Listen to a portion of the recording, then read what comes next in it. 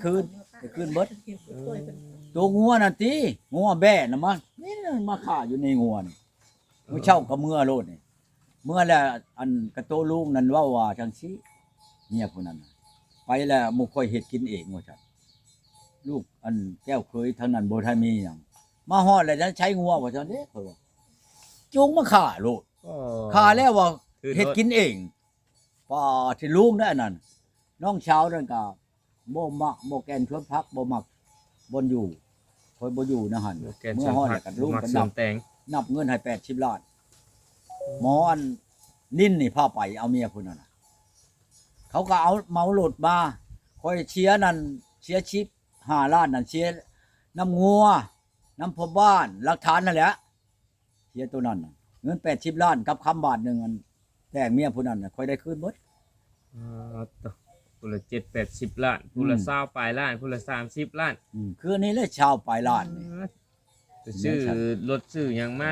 เฮ็ดดูแลขอกจอดไว้แถวนี้เนาะตุจานโอ้ยชื่องวดจนบ่มีของอันเชือกผูกพุ่นแหละบ่มีพุ่นแล้วสิว่าอำหอมเพียงมันครับเชียร์อย่างอื่นคนบ่ได้เชียร์ดอกเชียร์น้ำเมียโอ้ก็จังว่ามันชาติคอยอุกน้ำเมียนี่น้ำเมียกันชีว่าเลยคือวานนี่แหละน้องข่อยน้องชายข่อยมันพังกระแฉแล้วมันหลุดมาลงบัดนี้ย่ามันว่าบ่คือแล้วเนาะมันบ่คือมันว่าย่าชับมันว่าอ้ายเอ้ยมันว่าเดี๋ยวนี้นั่นเชียร์หน่อยใครก็เชียร์หลายได้มาคิดเฉลี่ยเบิ่งอัน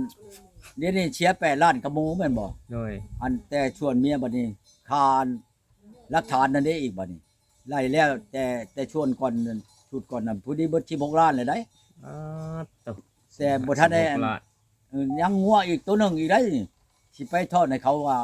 ออกพรรษานี่อนุญาตเด้อพ่อใหญ่ชี้นะบ้านนี่แหละ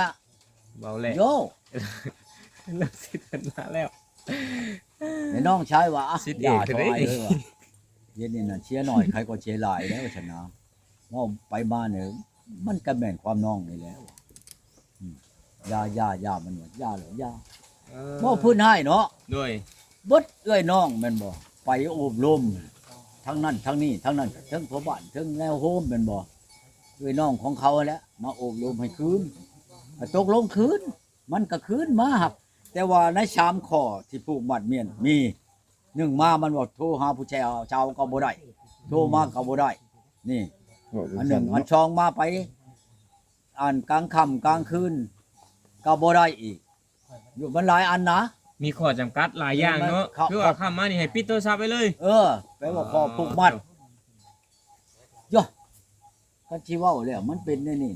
ลังเทื่อดีมีอ้ายน้องบ้านเมืองมันโทรมาคนไปเป็นหมอแม่นบ่ล่ะมันก็หาว่าเฮานี่โทรสิผู้แฉผู้ชาวคือกันก็มื้อนั้นแหละว่าผู้ชาวโทรมาใช้โอ้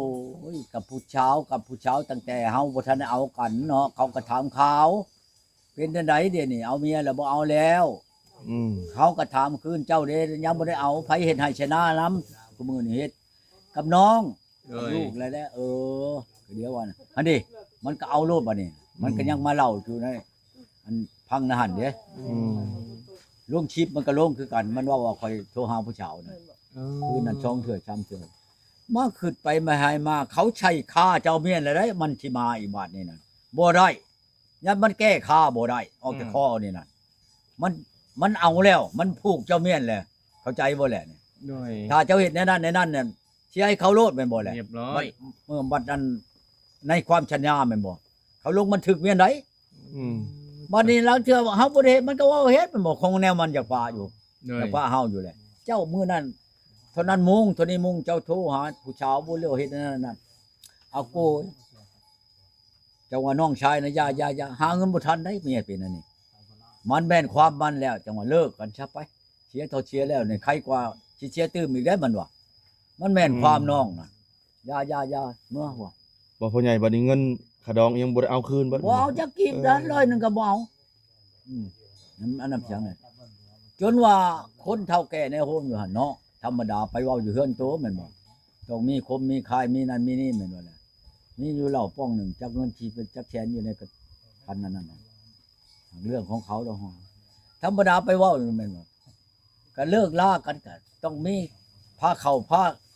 แกงแม่นแล้วว่ะ มากินบ่มีหยัง บ่มีเลยบ่พ่อใหญ่ เท่าแก่จนเอาแกงหัวงอกโอ้ยออกมาคือบ้านเขาแล้วโอ้ยเขาเจ้าเห็นกันนะชัยเขาเอาเห็นในเพชรในลายบ่เรื่องนั้นหรือว่าเจ้ามาหาเขาบ่แล้วอะมีคนเอาไปให้ก็ถึงนั่นนี่ก็เอาเนาะเขาว่าบ้านเขาเองได้ เออ ถ้าบ่แม่นว่าบ้านอื่นได้ในบ้านเขาเองวันนี้เจ้าก็อ บ้านเขายังบ่พร้อมเนาะพ่อใหญ่เนาะ เอาโก โอ้ตาย แล้วไผชำพร้อมเด้แนวพร้อมก็บ่ว่าบ่ติบ่ทานดอก อันนี้บ่แม่นเราอันนั้นดอกเพราะตามเหตุที่มันเป็นจักว่าน้องชายน่ะว่าโยกถ้ามีเงินก็เอาเมียแต่งผู้ใหม่จักว่าใครอยู่ชนะ โยกไปเลยเหอะเลิกกันมาเฉย บ่พ่อใหญ่บ่แม่นได้แต่2ทิศปลายนึงบ่อยู่นํกันน่ะบ่ ๆเอาเช้าเอ็ดมือ 21มื้อ ชาวเวทมือหมอตัว เช้าเอ็ดมือ ถึกมื้อหนึง500,000บ่ว่าพ่อแม่ถึกมื้อหนึง500,000 ป้า อ๋อ หลังจากนั้นเห็นบ่มันว่าวานอันคอยอันอยากอันนั้นกับมันเว่าความคิดอย่างไรอยากไปอยู่ไปนอนน้ำมันหั่นน่ะ มาเลยตอนนั้นแหละมันว่าค่อยมีเจ็บท้องน้อย คือดาบสิออกเนี่ยมันเว้ากับมันเองนะได้ เออ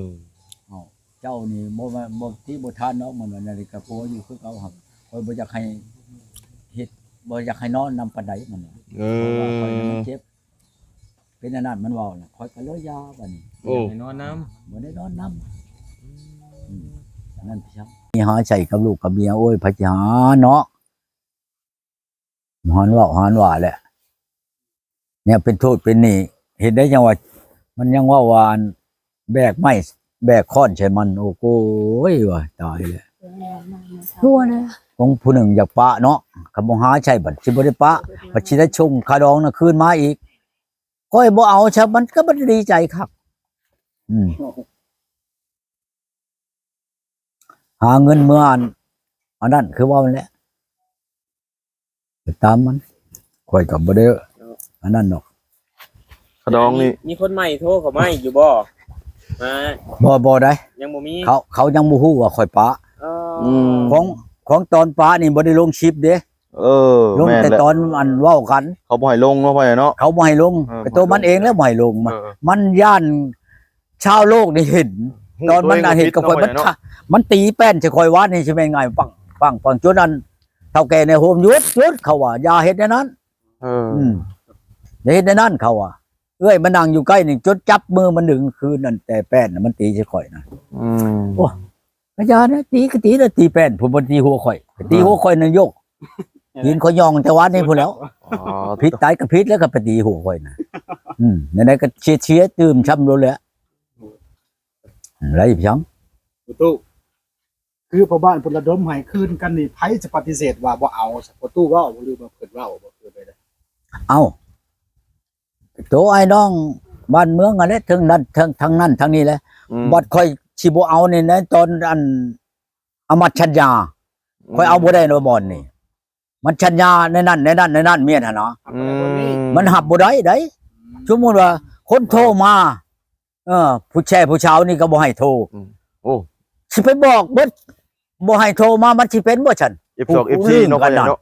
เออ แล้วเธอมันก็โทรมาถามแม่นล่ะวะโทรมาถามข่าวเป็นไดเอาเมียอยู่ดีมีแฮงบ่กับผู้นี้ผู้นั้นเขาก็ถามได้แม่นบ่แหละ เนี่ยมัน หมู่คู่